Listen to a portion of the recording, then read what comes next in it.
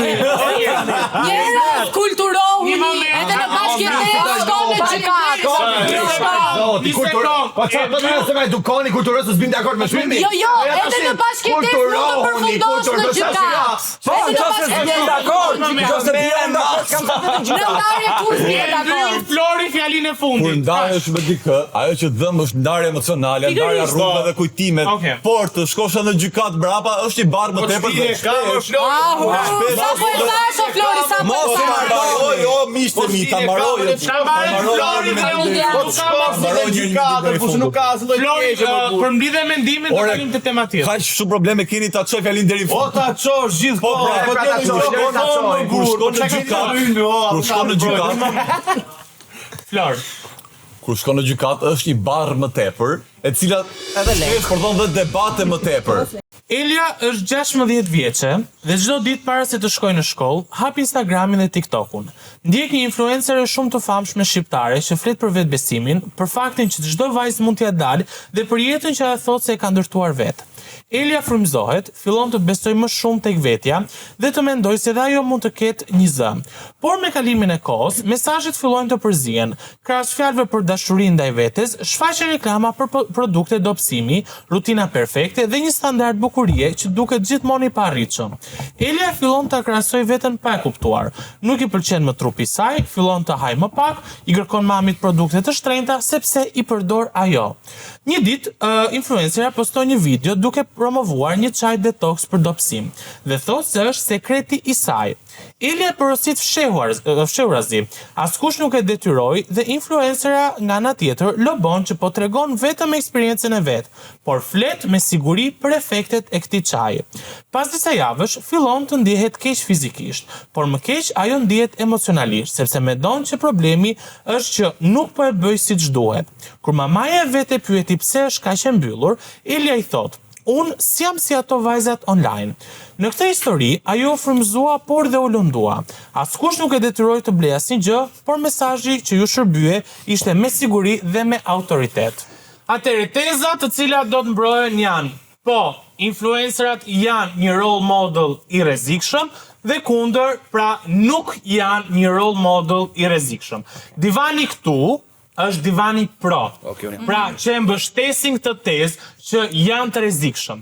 Divani këtej është kundër, nuk janë të rrezikshëm. Tani të ndrohemi vendet.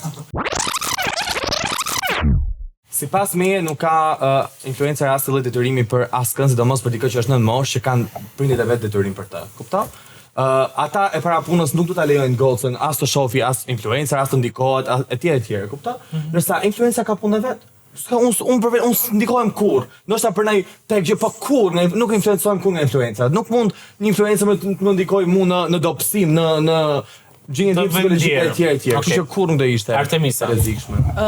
Tani është shumë e rëndësishme që të ndajmë pak, sepse vërtet ka role model të rrezikshëm dhe për mënyrën se si influencojnë për keq audiencën që ata i ndjek, por ka dhe role model të mirë. Është shumë i rëndësishëm që në profesionin e influencerit njerëzit të kenë integritet dhe të maten mirë për gjërat që thonë. Nuk jam fare dakord me atë që ti deste, që unë nuk kam asnjë detyrim kundrejt audiencës që më ndjek, sepse unë duhet ta mendoj mirë që mund të ketë njerëz të cilët janë shumë sensitiv ndaj asaj që unë po them dhe mund të ndikohen për keq. Pra unë e marr parasysh sepse ajo audiencë mua më ndjek. Unë nga ajo audiencë marr parat. Nëse unë mendoj që unë s'kam asnjë detyrim ndaj atyre, atëherë ta lej më mirë këtë profesion dhe tiki. Sepse nëse mjafton një rast të ndodhi, mjafton një fatalitet të ndodhi nga dikush që është influencuar nga ty, ti ke përgjegjësi të tjera pastaj. Patjetër që ke. Duhet të mate shumë integriteti në këtë profesion është shumë i rëndësishëm. E para ti nuk mundesh të dalësh dhe të shesësh diçka që ti vetë nuk e përdor dhe që është e rrezikshme. Dhe njerëzit ndikohen, influencerat kanë influencë. Dhe kjo është Emma. Rrjetet sociale janë burimi kryesor nga ku ne si individ krijojmë pasiguri. Pra na vijnë mendime të këqija për veten apo e kundërta. Por ka raste që ka pasur influencer që kanë pasur ndikim shumë të mirë në jetën e njerëzve të thjesht apo njerëzve influencerëve të tjerë që kanë ndikuar. Dhe ne si influencer dhe të gjithë influencer kanë për detyrë që të jenë sa më të besueshëm tek audienca e tyre. Dhe unë nuk jam domethënë kundër influencerëve sepse ka raste që influencat janë shumë mirë që ndikojnë në jetën e të tjerëve. Fatosi. Atëherë, duke nisur duhet kundërshtoj Desin për ato që tha pak më parë, që tha detyra e një influencer nuk është të influencosh, shpirti që nga emri influencer ti duhet të influencosh të tjerët. Do të nuk është detyra të japi mend për ato influencerë të tjerë, ti që nga titulli, që nga po flasë për edukimin, nuk është edukim ai. Ai është ndikim, Po nuk është edukim, është ndikim. Ajo 16 vjeçare ndikon sepse shef aty gocat të bukura, është s'të ndërpreva, më lë të përfundoj. Po mos thuj pra mos u bë fjalë në gojë, mos më thuj mua influencer. Nuk e thash të. Atë the Des, atë nuk kuptove. Tek edukimi. Pra, okej, pra nuk edukojnë bim dakord, ama ka edukimi janë ndryshe kanë në rregull, ka ndikim që nga emri influencer dhe vazhdojmë. Influencer është punë ditët e sotme. Dikush që është influencer i sheh njerëzit si produkt dhe do të shesi, do të rrisi numrat e vet. Ai nuk është aty për të marr shembuj sa më të mirë për të qenë një role model. Role model është dikush që i ka të gjitha aspektet shumë okay dhe ti duhet të marrësh shembull nga ai. Një influencer i shef si numra, pra njerëzit për të janë numra, dhe një numër që mund të jesh ti, unë, nuk mund të influencohet nga ai. Dhe ai është një influencer i rrezikshëm sepse në rastin e çajit, ajo influencerja ka bërë kontratë me atë kompaninë dhe do ta shisi. Nuk i intereson se ti do psosh apo jo, nuk i intereson se ti ke pasiguria apo jo, ajo do ta shisi si produkt. Dhe ajo bën si e bukur, shes produkte bukurie dhe ti patjetër që krijon pasiguri sepse kjo është një jetë jo reale, është një jetë që është biznes. Ajo ata ka biznes. Që nxjerrin dhe pasiguritë veta në Instagram dhe në TikTok dhe kudo. Ka njerëz që flasin për shëndetin, për pasiguri që ka njerëz që thonë për biznes. Se ndjek apo me çosh në ndjek shtime me ndjek dikë mund të thonë ajo do të çosh. E bën të Ema përfundoi. Ka edhe njerëz influencer pra që duan vërtet të jenë të besueshëm dhe atë çfarë ja u ndjen shpirti për ta treguar tregojnë, për shembull për mbi peshë. Më thon një influencer që nuk ka bashkëpunim dhe nuk shet produkt. Më thuaj një, se bën atë që ti besueshëm të Fatos, me radhë, folja nuk flas. Fatos, me radhë, lutem. Për ato është një influencer nga jashtë, The Wizard. Wizard Liz. The Wizard, po, ajo për shkak pavarësisht jetës vet, ajo flet shumë mirë dhe ka motivuar shumë vajza. Dhe ka ndryshuar jetën shumë. Pra është një shembull Benardi. Tani nuk e kuptoj pse është bërë kaq, domethënë ti je influencer që ka kaq keq, kuptoj, domethënë pse duhet ndikohesh ti nga një influencer, unë si Benard për shembull, po dal dhe me këtë produktin, me këtë ujin them që ky ujë mu bën mirë vlla. Unë nuk po të them edhe ty të bën mirë, mu bën mirë. Ti provoje, kuj dihet, ndoshta do dhe ty. Ti po shet për mua. Jo më vlla, unë do flas për veten. Një sekond, unë do flas për veten time vlla. Unë do të tregoj për veten time, unë do them ky ujë më bën shumë mirë. Një e para, influencë ke pas që 1980 vlla. Që në për revistat e famshme dilte këto Madonna, ku diun këto, kupto? Edhe njerëzit shifshin gocat, shifshin Madonna, si vishte Madonna do të tu vishte edhe kjo goca, kupto? Nuk është e ke. Profesion është një këngëtar. Çonci ka, ka pas influencë te njerëzit, kupto? Ajo influencerat ato pun kanë. Ja ta shpjegoj, edhe Madonna nuk dilte të thoshte blini gjithë këtë fustanin që vesha unë. Ajo do e vishte për vetën e vet. Të gjithë njerëzit që e pëlqenin te Madonna, donin ta merrnin te vetja. Po çonci ka, më ka dalë me produkte. Domethënë kjo është influenca nuk është e rrezikshme vlla. Ti zgjedh ta marrë. Po pra. Okej. Ti zgjedh ta besosh te influencin ose ta shohësh ose të ndikohesh, e ke ti zgjedhjen vlla, jo influencer. Okej, Jess. Tani, nëse po flasim për influencer, flasim tamam. Në Shqipëri për shembull janë bërë kuçemaç influencer dhe ka shumë drejt Desi kur thotë që prindit duhet të ketë kontroll fëmijën se çfarë bën. Ama gjithë dim sot që i kanë dhënë një telefon në dorë që 12 vjeç, që 12 apo që 5 vjeç për të ngrënë bukë japin telefonin. Japin telefonin në dorë dhe ai sheh gjithë çfarë bën aty. I sheh nga këta 2 vjeçar që marrin 50 euro për thënë për çaje për këto me radh, që as nuk e provojnë vetë fare, ama ka edhe influencer që i provojnë vetë edhe i bëjnë. Ktu jam dakord me ju. Ama një që është 15, okay, ti je 20, 25, 30, ke inteligjencë emocionale dhe truta kuptosh që ai s'po e pi vetë çajin. E kupton, është biznes. Ama një fëmijë që është 20 vjeç nuk e ndan dot që Apo bëm punë vërtet ky çaj mua apo jo. Do të lidhem me audiencës se kush të ndjekë kush sepse. Po ti e shikon kush të ndjek. Dalin të pjesa që roli kryesor është i prindit, pra nuk është rrezikshëm influencer, se prindi e kontrollon kalamanën, nuk ka nevojë fare të ndikojë. Prindi për ato dhe kur është shkollë nuk e ka. Teknikisht pra, fundoi gjest dhe kalojmë te Flori. Duke qenë se influencer më bërë lloj-lloj, dhe tash që bë liçi me një çofi tash ato bëhet apo jo këme nipt. Do shihim me vërtetë se çfarë rol janë influencerat. Për mendimin tim është rrezikshëm sepse unë nuk mund të blej dhe të tjerë më të mëdhenj, ka dhe gra që janë 45-50 vjet që blejnë ato që bën influencerat. Më thënë nuk ka lidhje vetëm 20 vjeç. Është marketing, po është marketing i keq. Është e rrezikshme vetëm se i është dhënë hapësira çdo fëmijë të bëhet influencer. Atëherë tek influencerat janë njerëz të cilët kanë një prezencë publike dhe ndikojnë njerëzit. Por kjo nuk do të thonë që dikush i cili do ta përdorë të çajin nuk e shet një billboard. Nuk e shet një reklam TV, nuk e shet diku tjetër dhe zgjedh ta përdoret. Pra influenceri është një formë e parit marketing. Tani ka dy anë. Unë tek kjo historia që tregova, shoh problemin pak më tepër për çfarë një vajzë duhet të ketë telefonin 16 vjeç pa kontrollin e prindit. Po e ka, pra tash ky është realiteti. E ka, ky është realiteti që e ka. Atëherë, faji parë për mua këtu është tek prindi. Okej, dakor. Faji dytë për mua, që t'ju bëj edhe avokatin e djallit, faji dytë është tek një influencer i cili reklamon diçka që nuk e përdor vetë. Nuk e di rastin konkret e përdor apo jo. E ka përdor. E ka përdor vetë. Po dhe ajo ka thënë që po tregoj vetëm eksperiencën time, por flet me siguri. Po me siguri për vetëm kur dikush tregon vetëm eksperiencën e vet, po të thot, pra ai nuk po thot shko blie ti, po thot mua më ka bërë shumë mirë. Ne e dim që ka njerëz që kafeja i vjen nga gjumi, ka njerëz që kafe jep tension. Pra nuk i bën çdo trupi mirë. Pra është një lloj fakti, nuk i bën çdo trupi mirë. Ashtë për tepër të produktet cilat janë produkte dobësimi apo këto shëndeti. Futet në shëndeti që është gjithmonë pak i rrezikshëm shëndeti. Atëherë, ku ta di unë që nesër ky fëmia nuk e shën billboard dhe shkon e blen, pra kontrolli prindëror është i pari që ka problem të kjo. Diferenca o Flor nga billboardi dhe reklamat e zakonshme është që ato nuk lidhen me një personazh. Ti aty e lidhesh direkt me një personazh. Pra jam unë influencer, ti lidhesh me mua. Unë adhuroj fatosin kur i ka bërë punë fatosi do e marr dhe unë. Ndërsa unë kur e shoh në billboard, thjesht me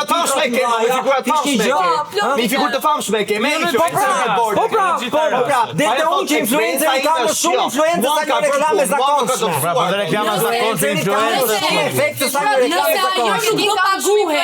Nëse ajo nuk do paguhej për një reklam, a do dilte ajo dhe të bënte një reklam e cila mund të ndikojë në Po marrim atë. Po ka dhe që dalin.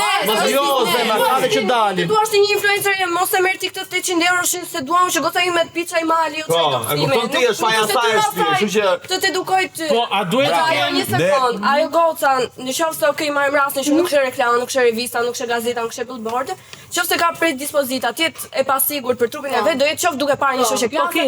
Qoftë shumë rrethana. Tu fillon tema. Aty futemi në psikologji që patjetër. Po, jo. A duhet tema se si është rritur fëmia dhe çfarë trauma, vazhdon të trauma. Ajo është tjetër gjë. Po a duhet të ketë kod etike për influencerat? Është shumë e rëndësishme. Siç kanë gazetarë duke qenë se po çojnë një mesazh. Patjetër është shumë e rëndësishme. Unë prandaj thash që në fillim integriteti, po qoftë edhe sikur mos ketë një kod etike, ti vetë e di se çfarë është e drejtë dhe çfarë është e gabuar dhe e di ku mund të ndikosh për keq, sidomos te shëndeti. Po mirë, po nëse vajza për shembull nuk është do të them. Nëse vajza nuk është 16 vjeç, apo e zëm është 19 vjeç. Edhe 50 orë tjetër. Është 19 vjeç, jo, një moment, është 19 vjeç, edhe një produkt që ka marrë nga X influencer i ka bërë dëm. Pra, kur një 19 vjeçar ndikohet negativisht nga një influencer, përgjegjësia e kujt është? Ja sa që morë se më. Sa që ose më. Po flas, jo nga, nuk po flasim për produkt. Pra 19 vjeç, 19 vjeç me formimin të plot ti e kupton që shiko u influencoj nga kjo. Mund të them vetëm një rast, ka qenë një lojë që e vërtet nuk ka të bëjë shumë me influencerat, po që u influencuan shumë fëmijë derisa përfunduan në ata.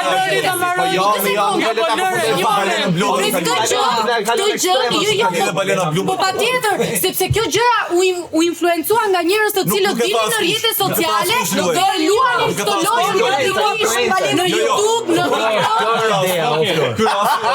Ky rasti është e kundërta, kur askush nuk tha luajni dhe njeriu shkoi luajti vetë. Po shive, ajo vajza, një sekond.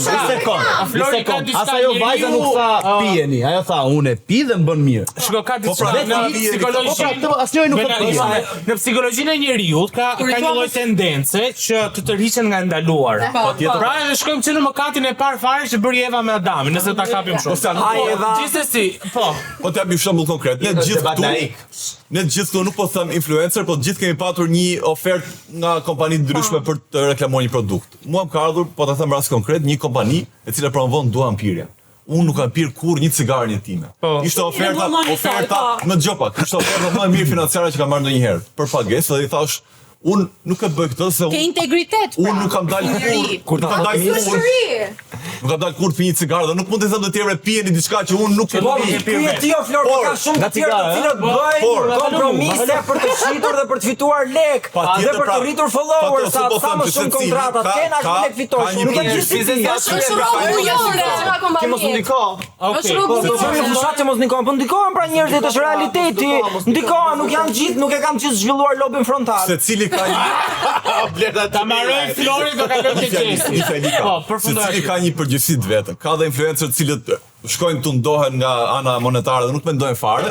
Por të paktën këto gjëra që janë më delikate, produkte dobësimi, produkte shëndeti, duhen parë më mirë ndoshta. Duhet të jenë më të kujdesshëm në shëndet. Gjesi? Përpara Alina ty ku them unë që po bëhen lloj influencer dhe ti e ke zgjuar vetë se kush çfarë do të reklamosh dhe duhet të reklamosh një gjë që nuk e pi vet apo jo. Dhe kemi rastin që është bërë shumë publik tash të Elionës me doktorin që reklamonte ilaç dieta ushqimore. Dieta ushqimore për fëmijë. Dieta ushqimore për fëmijë. Që doktori tani supozohet që ka në gjyq me sa tregojnë këto të klinikës. Do ta hedhi. Po hedhi çon si ka. Ide që ndronë që ti je si nën, Elina thotë që unë kam shpërndar këshilla për nënat. Ato nëna ka kalamar që kur janë 39 temperaturë, pin këtë ose han dietën ose pin këto ilaç ose veprimet që bën ti me fëmijën tënd. Po jo për çdo fëmijë funksionon ndryshe. Jam dakord me Desin dhe Florin që thotë që ato kanë tru vetë te doktori. Po njerëzit që kanë për shpejt që shohin Elina në Instagram, Më si qeka, më falë. Si qeka. Një sekund, si na u bë. Elionën nuk e di do me thamë. Jo, po Eliona në këtë rast na qeka dhe doktoresh, edhe zysh, edhe. Po jo, mërë, nuk është ashtu. Ti për ilaçe ke doktori. Mund të më vetëm për edukim ke Ama se ja fiksen dole aty. Jo ke të Po jo, më ti mund ta shohësh gjithë ditën, ai pi shurup kolle se ashtu i ka sugjeruar doktori. Ti do të bëjmë të tjerë të bëjnë. Po jo, më ke doktorë, s'po ke doktori. Edukoni ai shumë, ju lutem sa që mos e hani mend për mjalt, sepse çdo kush do dali të thotë gjëra. Sapunin për djath, po. Ose sapunin për djath. Gjithsesi, pyetja përfundon si vajza pastaj. Po, patjetër. Ndërkohë Ema kishe diçka shkurt? Po se sa them. Ema e di un drama të fëmijës. Ka desin. Shumë shkurt se do ta mbyllim me pyetjen e fundit për shkak. Vetëm ajo që ka në dorë është të përzgjedhin sa më shumë produktin që duan të reklamojnë, pra ai produkti jetë i besueshëm dhe të mos ketë shkaktime ose efekte anësore që njerëzit kur ti blejnë ato gjëra, mos të ketë problem, që edhe nëse e blen një fëmijë, edhe e përdor një herë, mos i shkaktoj problem. Atë më ndonjë një gjë të fundit se bizneset në vitin 2026 po drejtohen më shumë drejt influencerave dhe jo reklamave sade, sepse influencerat kanë besim dhe kanë ndikim në masë. Se unë si biznes nuk dua të bëj një reklam normale, por marr desë.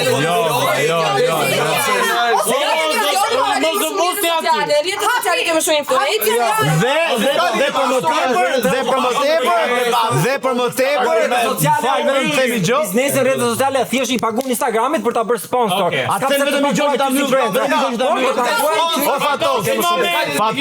Fatos, e vetë një gjë e mirë kësaj është që rrjetet sociale janë më transparente. Kaj, se televizioni. Mirë. Mbarua. Se more frym. More frym sigur. Atëherë përfunduan, këto ishin 3 temat e ditës së sotshme. Normalisht do jetë hapur edhe një poll gjatë transmetimit të këtij episodi, ku ju mund të votoni për debatuesin tuaj të preferuar. Kështu që me gjitha argumentat Gjesi do bësh një fushat? Për debatin, për argumentuar me lajthiza. Gjesi, shumë faleminderit gjithë ju që ishte të pranishëm. Faleminderit për zjarrin që keni. Duar trokitje për Kostin. Dhe uroj që zëri juaj asnjëherë mos të mungojë dhe gjithmonë të dëgjohet Gjithmonë të buçojnë. Okej, vini, okej. Faleminderit për episodin e radhës. Song. Ándale.